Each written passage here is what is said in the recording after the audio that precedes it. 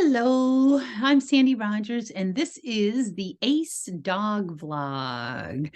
Thanks for listening.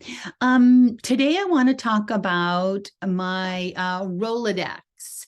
I call it the Rolodex of cues or my Rolodex of options. And this week on Wednesday Night Live, I had one of my regulars there, and this is somebody who's extremely accomplished in many dog sports. She's extremely accomplished in agility, in hunt work, in, I guess that's called field work, and obedience. And we're really colleagues. And she said to me, she sent a text, and she, after the presentation on Wednesday, and she said, "Great job, always good information to hear again. And in my case, again and again. I truly want to just think it all automatically. I strive for that automatic Rolodex." So what she's talking about is the reference to the Rolodex was what I brought up in class. And I love in these vlogs, what one of my goals is to tie in agility with real life. Because for me, anytime I can be strengthening my system of communication in real life that will serve me well on course, it's good. And when I can strengthen on course what will serve me well in real life, it's good. I'm making two worlds stronger by enhancing one system of communication. And what I mean by system of communication is I have ways of being, sounding, acting, cues to use, physical and verbal cues, that let the dog know the bottom line is right track, wrong track. And then from there, it goes up to the forms of acceptable, unacceptable. Hey, let me stop and show you what I mean, versus that's good enough for us to keep going, and that keep continuing on. You know, if we continue on the hike, all is well. If we continue cooking, all is well in the kitchen. If we continue on, if I'm not stopping to teach, there's nothing wrong. And when I say stopping to teach, it means the dog has made there has been a misunderstanding. But today with the Rolodex, I want everyone that has their dogs to have a Rolodex of options when they're out at the park, when they're out at anywhere. The dog is struggling with the acceptable response, whether it's a response that should be there without a cue, or it's a response to a cue.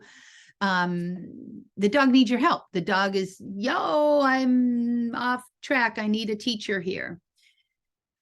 This vlog, I'm hoping that you can always, you guys, when you're training your dogs, whether it's in the house, on the trail, or in agility, you can start looking for marrying your systems of communication.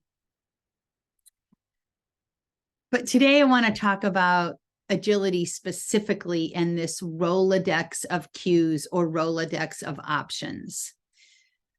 I'm going to do another vlog about the 3 phases of the course and walkthrough that'll explain a little bit more about when these things happen. But what I'm talking about is getting crystal clear about your cueing system, so that, I mean, you guys, there's only so many ways to change sides. You must be able to determine if you know you're cueing the dog to go straight, or you're cueing the dog to make a turn. That's step 1. So I need the dog to go straight. I cue that physically this way. I cue that verbally this way. I need the dog to turn. And you have 2 types of turns, in my opinion, a tight one and an everything else. You have a physical way to communicate to that dog. I talk about FAME all the time, feet, arms, mouth, and eyes, what those parts do to cue that turn. Then you get to pick, as you're walking your course, is it to your advantage to have your dog on your left or your right? And I have so many students that will say, I don't know what to do here. I don't know what to do here, because they don't have a Rolodex. When you don't know what the phone number is, you look it up in your Rolodex. You got to have your own Rolodex. Us teachers, you know, when we tell you, when we give you contact, you got to put it in your Rolodex in a way that you can find it. So then you can say only have 3 or 5 ways to change sides. And you can immediately go to, well, this, if the blind cross absolutely won't work, there's a good chance the front cross isn't either, unless you're planning an ugly front cross, because you have to be way ahead to make those seamless. Now you have a rear cross on the table. Well, I don't know how to do a rear cross. Go to the Rolodex. What are the key elements of success to the rear cross? So that you have in your rear cross card contact, you know how to do it. And then the course dictates, well, that won't be possible because if I tuck in here and do that, the key elements of success of a rear cross, I'll be cueing an off-course obstacle. So if you don't know the key elements of success to your blind cross, your front cross, your rear cross, your Yako, the positional cue, when you can make it work when you're in the perfect position, that's always sweet. Or if you can make it work with a less than perfect, that's on your contact card. These are the things. I have to be on this side of the dog's path when the dog is there. Period, end of story. If the dog is here and I'm just decelling on this side of that path, will it still work, or will that movement to take that position have already cued the dog to an off-course potential? So please, maybe literally make a Rolodex of your cues. Write the key elements of success, like what makes those cues work? What's the ideal position for your hand? What's the ideal verbal, the most effective one? And let yourself, when you're walking a course, take some of this. I have students that get absolutely stuck on, I don't know how to handle this. I've never seen this before. And it's everything on every course is, if you're in masters, you have seen it before.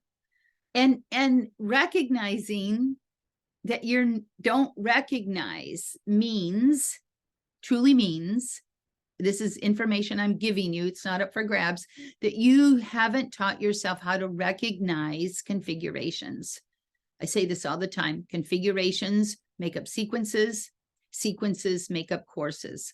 Fluency with configurations creates smooth handling. So the Rolodex of all of your turn cues, all of your straight cues, all of your obstacle cues, and recognizing when those maneuvers or obstacle performances need fine tuning. You should have some that are on your maintenance program, need to go back on the maintenance program or put on the maintenance program. So have fun thinking about when you're walking a course.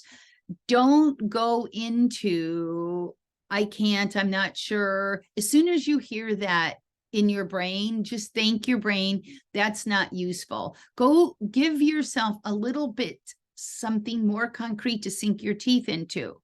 Like in my wildest dreams, if I was the perfect handler and this dog was perfectly trained, would it be to my advantage to have the dog on my left or my right? Just answer the question. Then you can see, oh, that collie, that might be hard, but that still doesn't mean you can't do it. And then you get to say, what if I can't? What if I'm not on that side?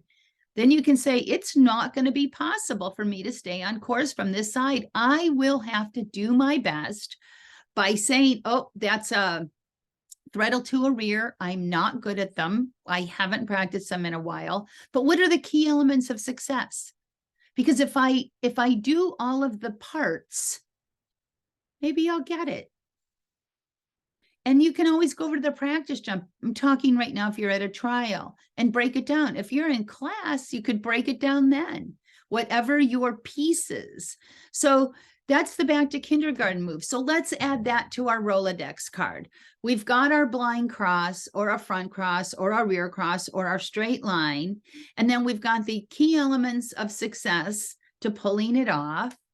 And then we have our back to kindergarten moves. When the dog doesn't understand, and my back to kindergarten move means back to kindergarten. That means the dog's already been there and has already seen it. I don't spring something new on them. So let me know what you think about this whole Rolodex shenanigan idea that I've got. And let me know if it appeals to you and how you're doing with yours. Thanks for coming.